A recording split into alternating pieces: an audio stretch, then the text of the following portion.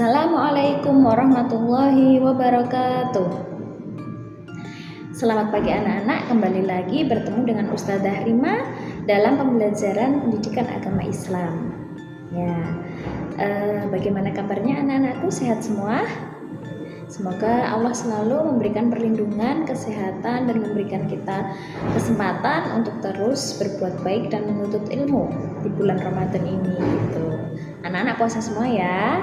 Alhamdulillah di bulan Ramadan kita harus tetap semangat dalam belajar maupun menuntut ilmu. Karena itu nanti insya Allah yang akan membawa kita mudah untuk memasuki surganya Allah. Karena kan menuntut ilmu itu wajib. Sedangkan di bulan Ramadan pahala kita dalam beribadah itu akan berlipat-lipat ganda. Insya Allah pahalanya. Jadi tetap semangat dan stay dalam kebaikan, gitu ya. Oke. Sebelum kita mulai pembelajaran kita pada pagi hari ini, alangkah lebih baik jika kita berdoa terlebih dahulu. Berdoa dimulai. Berdoa selesai, semoga dengan diawali doa ini Allah memberikan keberkahan di dalam pembelajaran kita dan Allah memberikan kita ilmu yang bermanfaat yang bisa kita pergunakan untuk kebaikan ke depannya, gitu ya. Oke anak-anakku, sudah tahu hari ini pekan YouTube ya, kita akan mempelajari tentang apa? Iya betul, kita akan mempelajari tentang sejarah dakwah Rasulullah SAW di periode Madinah. Kita sudah mempelajari itu di minggu kemarin dan minggu kemarinnya lagi, akan tetapi karena ini materinya sangat banyak dan materinya tentang sejarah, maka kita akan ulas lagi, kita akan bahas lagi kupas tuntas dan semoga anak-anak mudah dalam memahami penjelasan Ustadzah. Sebelumnya Ustadzah ingin memberikan motivasi kepada anak-anak. Silahkan dibaca motivasi berikut ini. Oke anak-anak, motivasinya bisa sambil dibaca. Bahwasannya pelajarilah kisah-kisah orang-orang sholih di masa lalu, karena kisah itu yang akan menjadi teladan terbaik bagi kita dan kisah itu yang akan memberikan hikmah terbaik bagi kita. Berikut pengalaman orang-orang yang sholih itu akan memberikan kita pembelajaran hidup yang berharga, gitu. Jadi semangat untuk mempelajari sejarah Rasulullah SAW. Apalagi sejarah Rasulullah ya. Rasulullah itu kan teladan terbaik di muka bumi ini. Maka dari itu kita sebagai seorang muslim alangkah baiknya dan wajibnya kita mempelajari sejarah beliau agar kita bisa meneladani sikap-sikap beliau, meneladani keteladanan beliau seperti itu. Oke, yang pertama adalah hijrah Nabi Muhammad SAW ke Yastrib. Sebelumnya, mari kita flashback dulu sebentar terkait materi yang pernah kita pelajari di semester 1. Yastrib itu kota Madinah ya. Jadi hijrah Nabi Muhammad ke kota Yastrib atau kota Madinah. Di semester 1 kita sudah mempelajari kisah Nabi Muhammad atau dakwah Nabi Muhammad pada periode Mekah. Di mana dakwah Nabi Muhammad itu ada secara sembunyi-sembunyi dan secara terang-terangan, gitu ya. Oke, anak-anak, hijrah, apa itu hijrah?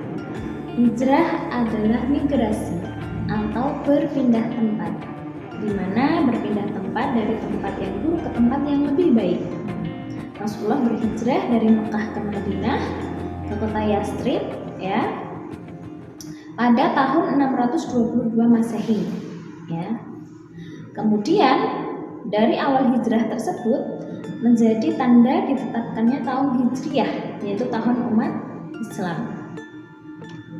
Anak-anak wajib tahu mengapa sih Nabi Muhammad harus berhijrah dari Mekah menuju Madinah. Padahal kan asal Nabi Muhammad itu dari Mekah, gitu ya. Nah, di sini alasannya yang pertama adalah karena perintah Allah Subhanahu wa taala. Yang kedua, karena semakin kejamnya kaum Quraisy terhadap umat Islam di Mekah. Jadi ketika kita dengar cerita Rasulullah di Mekah, itu kan orang-orang Quraisy menolak dakwah Nabi ya. Banyak yang menolak dakwah Rasulullah SAW sehingga mereka menjadi semakin bengis dan kejam gitu. Kemudian yang ketiga, dorongan dan ajakan dari kaum muslimin di Yastrib atau Madinah sehingga ada harapan untuk mengembangkan dakwah di kota Madinah.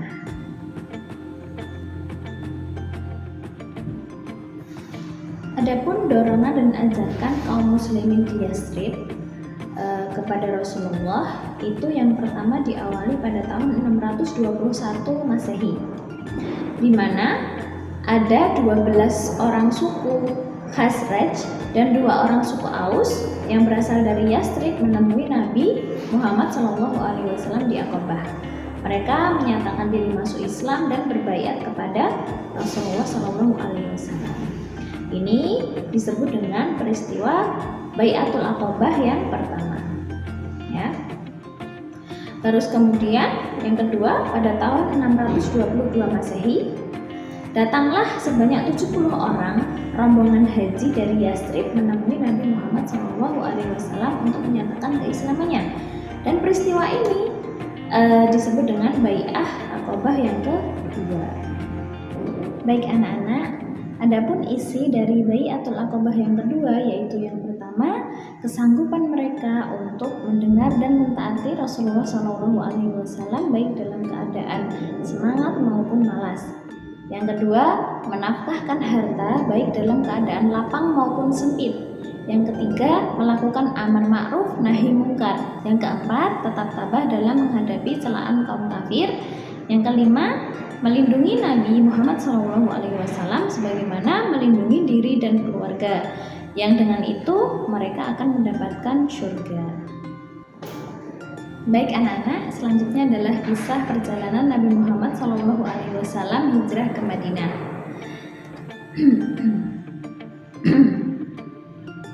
Nabi Muhammad hijrah dengan ditemani oleh sahabat Abu Bakar As-Siddiq, di mana berjalan dari Mekah menuju ke Yathrib dimulai pada malam hari secara sembunyi-sembunyi. Kenapa sembunyi-sembunyi? Karena takut akan diketahui oleh kelompok kaum kafir Quraisy. Setelah sampai di Gua Sur, di sana Rasulullah dan sahabat bersembunyi selama 3 hari 3 malam. Baru melanjutkan perjalanan sampai ke kota Quba. Di kota Quba, Rasulullah membangun masjid pertama, yakni disebut Masjid Quba, pada Jumat 12 Rabiul Awal tahun pertama Hijriah. Setelah itu Rasulullah melanjutkan perjalanan hingga sampai ke Yathrib atau Madinah. Di sana dilaksanakan sholat Jumat pertama dan langsung Nabi berkhutbah di sana di hadapan kaum muslimin, muhajirin dan ansor. Dan perlu diketahui juga bahwasanya hijrah Rasulullah bersama kaum muslimin itu adalah secara berkelompok-kelompok, tidak serempak bersama-sama. Karena ditakutkan jika serempak bersama-sama, langkah atau gerak-geriknya akan diketahui oleh kaum kafir. Mengingat di Mekah kaum kafir sangat membenci Rasulullah dan kaum muslimin, maka kaum kafir akan tidak henti-hentinya menghentikan dakwah Rasulullah serta kaum muslimin. Untuk selanjutnya kita akan mempelajari tentang strategi dakwah Rasulullah SAW di Madinah.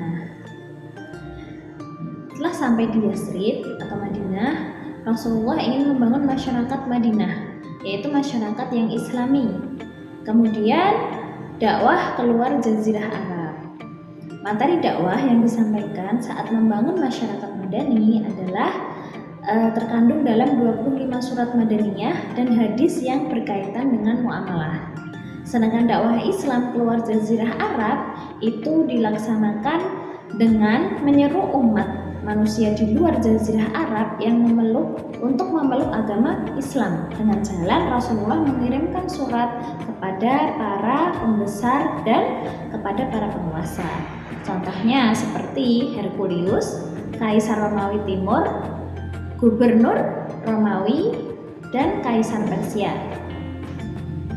Adapun usaha Rasulullah untuk membangun masyarakat yang madani atau masyarakat Islami di Madinah, maka terbagi dalam beberapa aspek. Yang pertama, aspek sosial, yang kedua aspek politik, yang ketiga aspek ekonomi, dan yang keempat aspek militer. Mari kita bahas berbagai aspek ini satu persatu. Yang pertama, aspek sosial. Di dalam aspek sosial, Rasulullah membangun masjid di kota Madinah, yaitu Masjid Nabawi. Fungsi dari masjid sendiri adalah selain untuk tempat peribadahan, sebagai pusat perencanaan kegiatan masyarakat, sebagai pusat latihan dan pendidikan, kemudian untuk menampung kaum muhajirin dari Mekah yang kehabisan bekal, dan tempat mengadili perkara-perkara. Yang kedua, Rasulullah mempersaudarakan kaum Ansor dan Muhajirin. Kaum Ansor itu merupakan penduduk asli dari Madinah, dan kaum Muhajirin merupakan penduduk dari Mekah yang hijrah menuju Madinah. Penduduk yang hijrah. Nah, mereka dipersaudarakan dengan cara dinikahkan, dan tujuannya adalah tentu mempererat silaturahim dan mempererat kehidupan sesama umat Islam di Madinah.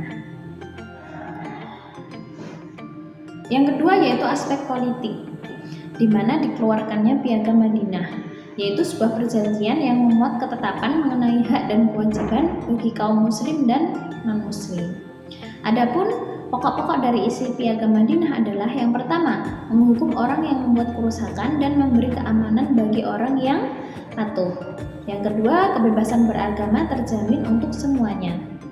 Yang ketiga, kewajiban penduduk Madinah baik muslim maupun non-muslim untuk bahu-membahu menangkis semua serangan. Yang keempat, Rasulullah SAW sebagai pemimpin di Madinah, dan kepada beliau segala perkara besar maupun kecil itu diserahkan dan diselesaikan. Yang kelima, meletakkan dasar-dasar politik, ekonomi, dan sosial. Nah, untuk lebih jelasnya atau lebih banyaknya dari isi Piagam Madinah, anak-anak bisa membaca buku paket halaman 129 di buku PAI kelas 7 semester 2. Masih dalam aspek politik, jika yang pertama tadi adalah Piagam Madinah, yang kedua yaitu membangun negara sipil, yaitu terbentuknya negara Islam di Madinah. Negara Islam ini memiliki unsur-unsur, yaitu yang pertama Nabi Muhammad sebagai kepala negara, yang kedua kota Madinah sebagai wilayahnya, yang ketiga Piagam Madinah sebagai undang-undang dasarnya, yang keempat orang Islam, Yahudi, dan penyembah berhala sebagai rakyatnya. Kemudian pentingnya dari Piagam Madinah ini adalah yang pertama menyatukan suku Aus dan suku Khazraj. Yang kedua, pengakuan Nabi Muhammad sebagai hakim dan kepala negara. Yang ketiga, menjamin kebebasan rakyat. Yang keempat, mengembangkan sikap toleransi antar umat. Dan yang kelima, menghentikan unsur istiadat buruk bangsa Arab. Masih pula dalam aspek politik, yang selanjutnya adalah perjanjian damai dengan kelompok lain, yang terkenalnya disebut dengan perjanjian Hudaybiyah. Perjanjian ini adalah perjanjian damai antara kaum muslimin dengan kaum kafir, di mana ada isi dari perjanjian Hudaybiyah itu sendiri adalah yang pertama adanya gencatan senjata antara dua belah pihak dan tidak akan ada peperangan hingga 10 tahun mendatang. Yang kedua, individu antar suku bebas bergabung dengan Nabi Muhammad dan mengadakan persetujuan sama halnya dengan Quraisy. Yang ketiga, apabila ada penduduk Mekah yang pergi ke Madinah, maka akan dikembalikan ke Mekah. Namun jika ada muslimin yang ke Madinah, yang kembali ke Mekah, maka tidak akan dikembalikan lagi ke Madinah. Yang keempat, apabila ada penduduk yang berusia muda yang mengikuti Nabi Muhammad SAW tanpa seizin walinya, maka ia berhak dikembalikan kepada walinya atau ayahnya. Akan tetapi, jika mengikuti kaum Quraisy di Mekah, maka tidak akan dikembalikan. Yang kelima, tahun ini, tahun 6 Hijriah, umat Islam akan kembali tanpa memasuki Mekah. Namun tahun depan Nabi Muhammad SAW dan pengikutnya bisa memasuki Mekah dan menghabiskan 3 hari untuk melakukan umroh. Ketika melakukan perjanjian ini, Rasulullah banyak terjadi kontroversi antara Rasulullah dengan sahabat gitu, karena memang dari konteksnya terkesan merugikan pihak muslim. Tetapi karena Rasulullah itu adalah seorang diplomat yang hebat, maka ternyata hasil dari perjanjian ini adalah banyak menguntungkan kaum muslimin, yaitu Rasulullah semakin lebih bebas dalam berdakwah di Mekah Dan intinya semakin banyak masyarakat yang mengikuti dakwah Rasulullah SAW. Baik anak-anak, aspek yang ketiga yaitu aspek ekonomi. Yang pertama, mengembangkan ekonomi syariah. Salah satu cirinya adalah ekonomi non-ribawi. Yang kedua, membangun pasar. Konsep atau sistem pasar itu adalah konsepnya Abdurrahman bin Auf. Jadi kisahnya adalah ketika di Madinah pasar itu dimiliki oleh kaum Yahudi, sehingga masyarakat yang berjualan di pasar itu harus menyewa, menggunakan sistem menyewa entah untung maupun rugi itu harus membayar kepada pemilik pasar. Akan tetapi kemudian Abdurrahman bin Auf di situ memiliki tanah, yang tanahnya itu disewakan juga kepada orang-orang yang akan berdagang seperti itu. Akan tetapi sistemnya berbeda. Sistem di sini adalah ketika pedagang itu untung, maka mereka membayar sewa. Akan tetapi ketika pedagang itu rugi atau sedang tidak ada untung, maka mereka tidak wajib membayar sewa. Dan itu lebih mensejahterakan para masyarakat yang ada di Madinah. Yang ketiga, membangun atau mengembangkan agrobisnis. Ya, pertanian di Madinah itu menjadi maju semenjak hijrahnya Rasulullah. Kemudian membangun jiwa wirausaha para sahabat, sehingga banyak sekali para sahabat yang sukses dalam berdagang. Seperti contohnya tadi Abdurrahman bin Auf, Abu Bakar, Umar bin Khattab, dan sebagainya.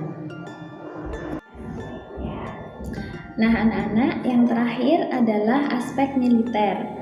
Sebenarnya dakwah Islam itu sangat berkembang pesat sekali ketika di Madinah.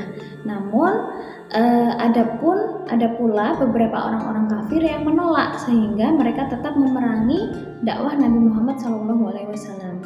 Bangsa Persia dan bangsa Romawi adalah mereka yang paling berpengaruh dalam memberantas dan menuntas kaum muslimin serta agama Islam.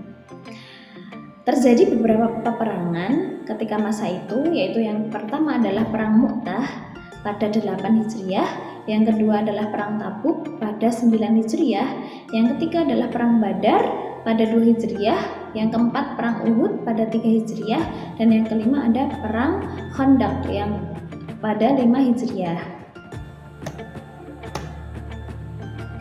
Adapun beberapa hikmah yang bisa kita ambil dari dakwah Rasulullah SAW pada periode Madinah ini, yang pertama merubah manusia yang tadinya dari kegelapan jahiliyah menjadi menuju cahaya Islam, kegemilangan Islam. Yang kedua, dakwah Islam dilakukan secara berjamaah dan dengan strategi serta perencanaan yang matang. Yang ketiga, pelaku dakwah harus dapat menjadi teladan, memiliki kekuatan rohani, akal, dan fisik, serta bertujuan yang sama untuk mensejahterakan umat Islam dalam nilai-nilai kehidupan Islam. Kemudian, adapun sikap yang bisa kita wujudkan dalam kehidupan sehari-hari sebagai sikap meneladani dakwah Rasulullah SAW, yang pertama adalah menyampaikan dakwah Islam dengan penuh kedamaian dan kasih sayang. Yang kedua, sabar dan teguh pendirian dalam berdakwah. Yang ketiga, menghindari penyakit hati seperti sombong, iri, dengki, kemudian dendam, amarah, dan pamer. Kemudian yang keempat, mengajak masyarakat agar kembali kepada Al-Quran dan Sunnah. Yang kelima, aktif dalam kegiatan yang bermanfaat, baik di lingkungan masyarakat, lingkungan keluarga, maupun di lingkungan sekolah kita. Nah, demikian penjelasan dari Ustadzah terkait sejarah dakwah Rasulullah SAW pada periode Madinah. Semoga bermanfaat bagi anak-anak semua